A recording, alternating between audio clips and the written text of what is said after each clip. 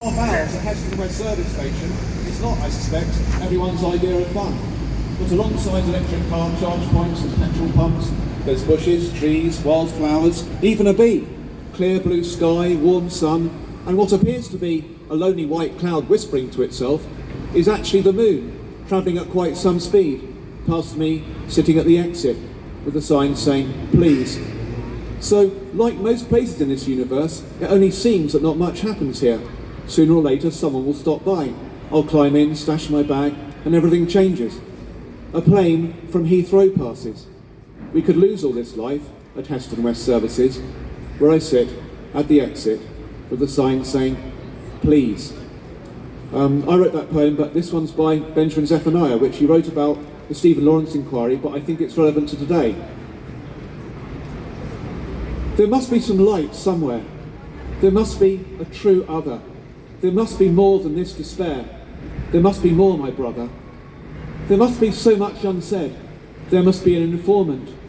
There must be some truth ahead. There must be a judgment. There must be a little hope. There must be a truth culture. There must be ways for us to cope. There must be a better future. There must be somewhere to go. There must be some movement. There must be much more to know. There must be a judgment. There must be ears for our appeal. There must be some progress. There must be a better deal. There must be more than this mess. There must be ways and means. There must be an acknowledgement. There must be honest go-betweens. There must be a judgment. It may take God. It may take man. It may take lords of fire. It may take burning Babylon. It may take something higher. It may take bad, rebellious youth. It may take a sane government. It may take liars with the truth. But there must be a judgment. Thank you. Another one. Yeah. So this is a poem by Jackie Kay, who's from Glasgow actually, and she wrote this poem. It's called "The Friendly Tree." In the depths of the forest there stood a tree whose heart beat in the winter wood, who understood everything that was bad and everything that was good. It extended long arms to woo you, as the winter wind blew and blew, and everything a child could think, the tree already knew. And every time a boy was sad, the tree dropped a pine, and every time a girl got mad, the tree roared in the wind. In the dead midwinter night, the tree blew a hello, goodbye.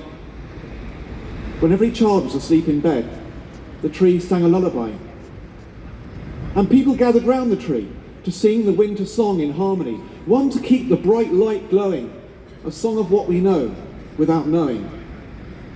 It had a sad and piercing melody, one for the ash, sparrow, bee, the polar bear, the ice melting, a worry for you, me, dear tree. In the depths of the winter wood, the friendly tree stood kind and good and breathed a word that caught the mood, a pledge, a promise, a plea for good. Yeah. Okay, so this is by William Wordsworth, and he wrote this poem to Toussaint Louverture, and who was a heightened revolutionary who was in prison for fighting against slavery. And I mean, some of the language we probably wouldn't use today, but hopefully you can understand the sentiment of this poem is a good one. Toussaint, the most unhappy man of men, whether the rural milkmaid by her cow sing in thy hearing, or whether thou lie alone in some deep dungeon's earless den, O miserable chieftain, where and when wilt thou find patience? But die not. Do thou rather wearing thy bonds a cheerful brow. Though fallen thyself never to rise again, live and take comfort, thou hast left behind powers that will work for thee, air, earth and skies. There is not a breathing of the common wind that will forget thee, thou hast great allies. Thy friends are exaltations and agonies, and love, and man's unconquerable mind. And I'd like to another poem by myself, if that's all right. This is there's a poem by Elizabeth Bishop called The Fish, and this is like a follow-on poem, but you don't need to know that first poem. So this is called That Tremendous Fish. And so I let the fish go, but it did not swim away, remaining instead port side of the hired boat, right eye staring, unblinking, into my startled gaze. I raised the revs on the motor, but it stalked me. The bows pushed harder against algae and water. The engine spilt rainbows, rainbows, rainbows.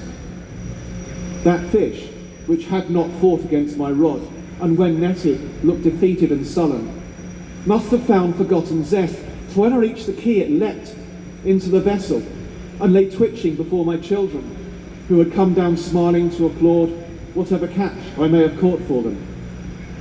They all saw the 5 hooks in that veteran's lip, the snapped lines hanging down gills and breast, medals for battles that should not have been fought.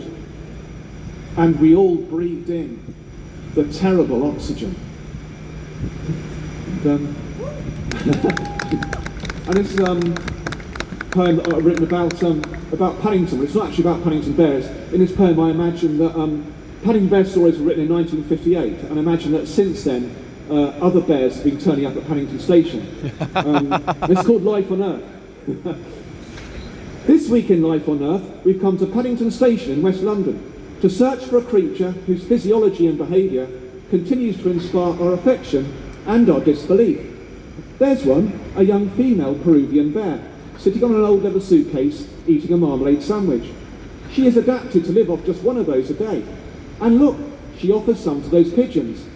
This tendency to moderate her habits for the sake of another species has led many to doubt her survival. Statistically, she does look vulnerable. The first recorded sighting of a Peruvian bear was in 1958, here under these imperious arches. Since then, 60% of all animals, mammals and reptiles have been eradicated. So now, wild beasts like that bear make up only 1% of all vertebrates. The remaining 99% are humans, our pets, and the livestock we farm to feed ourselves. Is it only in our anthropomorphisms that we can keep that bear from extinction? She is angry, leaning towards me, raising her paw, lifting her hat. Good afternoon, she says. Can I help you? It's very kind. I was wondering if we could help you.